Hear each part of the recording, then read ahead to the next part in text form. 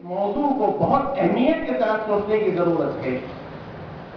رسول اللہ صلی اللہ علیہ وآلہ وسلم نے اپنے مختلف ارشادات کے اندر اس بات کی اہمیت جتلائی ہے کہ انسان معاملے کے اندر بہت حساس رہے۔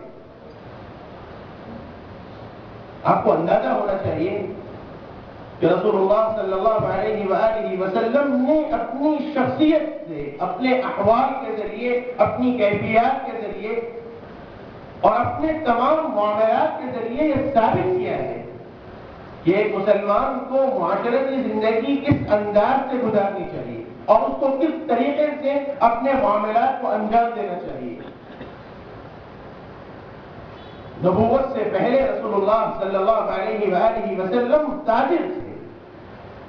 حضرت خدیجہ کبریٰ رضی اللہ عنہا کا مال تجارت میں پیش کیا۔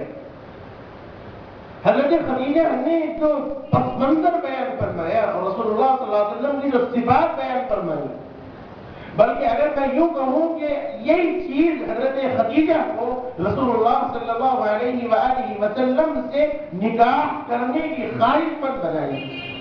وہ معاملہ نہیں تھا۔ اللہ کے رسول کو حضرت خدیجہ نے اپنا مال دے کر بھیجا کاروبار کے واسطے، اور حضور ملک شام تشریف لے گئے۔ اللہ کے رسول کے ساتھ اپنے خادم، اپنے نوکر، اپنے غلام میسرہ کو بھی حضرت خدیجہ نے ساتھ کیا۔ حضرت میسرہ نے جب واپس آ کر حضرت خدیجہ سے جو واقعات بیان کیے رسول اللہ صلی اللہ علیہ وآلہ وسلم کے، وہ بہت ہی اہمیت کی بات ہے۔ حضرت میسرہ نے یوں فرمایا کہ جب میں نے ان کو کسی کے ساتھ معاملہ کرتا دیکھا تو میں نے ان کو سب سے زیادہ اخلاق والا پایا۔ یہ حضرت میسرہ کے الفاظ ہیں کہ جب میں نے ان کو کسی کے ساتھ معاملہ کرتا ہوا پایا تو سب سے زیادہ اخلاق والا میں نے ان کو پایا۔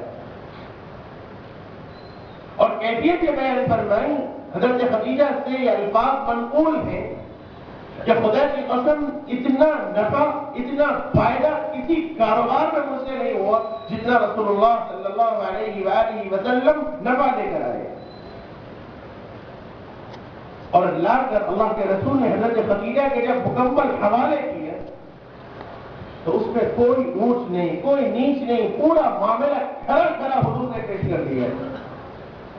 اور اسی وجہ سے حضرت خدیجہ کبریٰ رضی اللہ عنہا نے جو مکہ المکرمہ کی مالدار خاتون شمار ہوتی تھی، رسول اللہ صلی اللہ علیہ وآلہ وسلم سے نکاح کا پیغام بھیجا۔ میرے بھائیوں، یہ تو وہ پس منظر ہے جو اسلام سے پہلے کا ہے، لیکن رسول اکرم کی زندگی کے وہ واقعات جو ایک مسلمان کے لیے بہت زیادہ مشعل راہ ہے، وہ حضور کے زندگی کے واقعات ہیں۔ ہجرت کے بعد جب آلام، جب مصیبتیں، جب آفتیں، مختلف قسم کی آزمائشیں پیش ہوئی اور وہ احوال پیش آئے کہ مسلمانوں کو کافروں سے لڑائی لڑنی پڑی، جنگ کرنی پڑی، مجاہدے کرنے پڑے، آپ نے دیکھا ہوگا کہ اللہ کے رسول صلی اللہ علیہ وآلہ وسلم کے ایک ایسے احوال پیش آئے کہ جنگ کے لیے نکلنا ہے، کافروں سے مقابلہ ہے، لیکن ساز و سامان کی فراہمی نہیں ہے۔ رسول اللہ صلی اللہ علیہ وآلہ وسلم نے اعلان کیا، ایسا اعلان کیا کہ انفروا خفافا وثقالا وجاہدوا باموالکم وانفسکم فی سبیل اللہ۔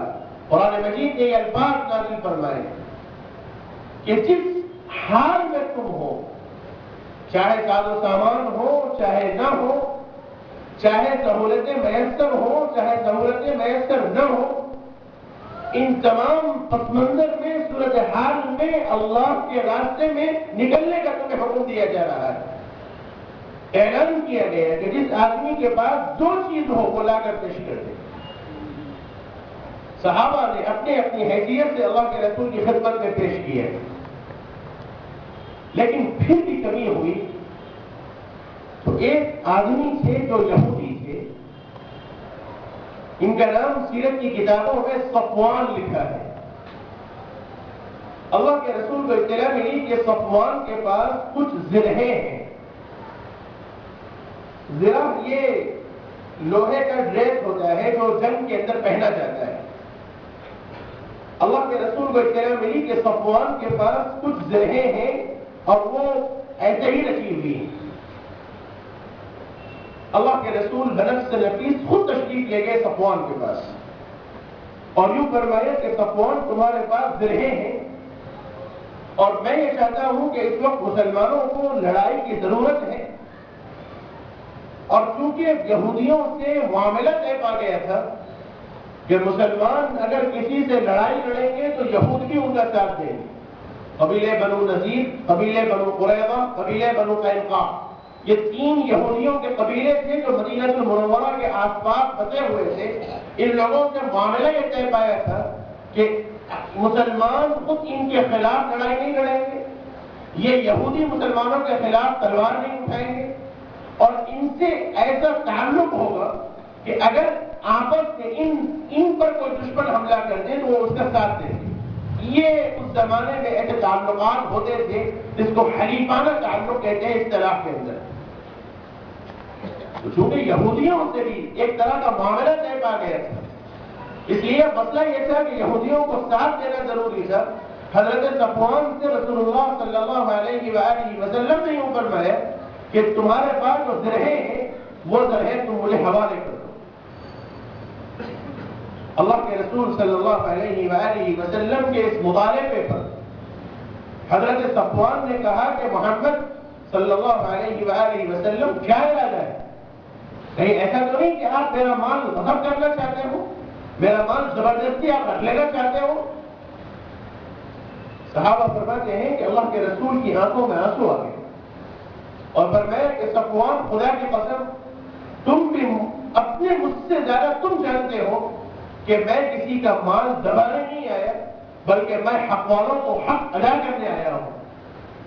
حضرت صفوان رضی اللہ سے عرض کیا کہ میں یہ زرہیں تم سے عاریۃً لینا چاہتا ہوں کہ وقتی طور پر ہم استعمال کریں گے اور پھر اس کے بعد وہ چیز تمہیں حوالے کر دیں گے. حضرت صفوان نے 40 زرہیں حوالے کی. اور سیرت کی کتابوں کے اندر یہ بات ملتی ہے کہ جب جنگ ہوئی اور اللہ رب العزت نے مسلمانوں کو فتح نصیب فرمائی اور جب وہ امانت واپس کرنے کا جب مسئلہ آیا، حضرت صفوان کو رسول اللہ صلی اللہ علیہ وسلم نے بلایا اور اس کے بعد فرمایا کہ صفوان یہ تمہاری 40 زرہیں ہیں، تم اس کی اچھی طرح تلاش کر لو، کہیں اس میں کوئی نقص نہ آ جائے.